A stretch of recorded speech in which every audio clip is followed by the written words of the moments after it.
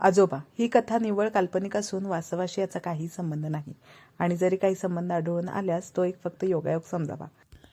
श्रेयसला जाग आली आणि त्याने कॅलेंडरकडे पाहिले. आज तारीख होती 11 सप्टेंबर 2050. त्याने लगबगीने आंघोळ करून घेतली. त्याची बायको आणि मुलगी आवरून तयार होऊन बसले होते. आज त्याच्या मुलीच्या शाळेतर्फे एके ठिकाणी भेट द्यायला जायचे होते. ते सगळे शाळेत आले. तेथून सारे शिक्षक आणि सारे पालक आपापल्या पाल्यांसोबत एके ठिकाणी आले. ते एक लहानसे गाव होते. त्या गावातील एका शेतात असणाऱ्या लहानशा घरासमोर हे सर्वजण आले. घरासमोर शाळेने एक मांडव टाकला होता आणि सर्वांची बसण्याची सोय केली होती. सारेजण खुर्चीमध्ये बसल्यानंतर काही वेळाने त्या घरातून एक वयाची 60 ओलांडलेले गृहस्थ बाहेर आले. त्यांच्यासोबत त्यांचा 2 वर्षांचा नातू देखील होता आणि त्यांचा मुलगा देखील होता. ते बाहेर आले आणि शाळेच्या शिक्षकांनी सर्व विद्यार्थ्यांना सांगितले की हे पहा, हे आहेत आजोबा. आजोबा हे असे असतात. हा त्यांचा मुलगा आणि हा त्यांचा लहानगा त्यांच्या मुलाचा मुलगा, म्हणजेच हा नातू आणि हे आजोबा. सारे विद्यार्थी जणू एखादी दुर्मिळ गोष्ट पाहावी अशा प्रकारे त्या आजोबांकडे पाहत होते. कोणी फोटो काढत होते तर कोणी त्या आजोबांच्या शरीरावर पडलेल्या सुरकुत्या पाहत होते. श्रेयस त्या लहानग्या मुलांच्या कृतीने आश्चर्यचकित होऊन गेला होता. पण त्याने सभोवताली नजर फिरवली असता त्याला जाणवले की त्याच्या मुलीच्या शाळेत असा एकही मुलगा अथवा मुलगी नव्हती की जिचे आजी किंवा आजोबा जिवंत असतील. श्रेयस विचारात पडला. त्याच्या लहानपणी त्याला डायनासोर प्राण्याबद्दल फार कुतूहल वाटायचे, कारण ती प्रजाती नामशेष झाली होती. आज त्याला त्यावेळी जसे डायनासोरबद्दल कुतूहल वाटत होते, आज तेच कुतूहल त्याला त्याच्या मुलीच्या नजरेत दिसत होते. पण खरेच आजोबा ही व्यक्ती इतकी कशी दुर्मिळ होऊन गेली? त्याच्या लहानपणी सर्वांचे आजोबा हयात असत. काही ठिकाणी तर क्वचित पणजोबा देखील हयात असत.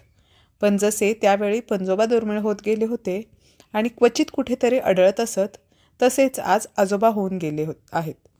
पण असे का व्हावे याचा विचार त्याचे मन करू लागले.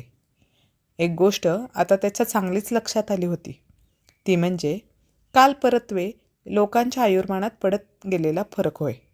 त्याच्या आजोबांच्या काळातले लोक किमान 80 वर्षाचे आयुष्य जगत असत आणि त्यानंतर त्याच्या वडिलांची समकालीन पिढी 60 ते 70 वर्षात जगू लागली आणि आता त्याच्या स्वतःच्या समकालीन पिढीतील लोक तर 50 देखील उलटणार नाहीत याची खात्री वाटत होती.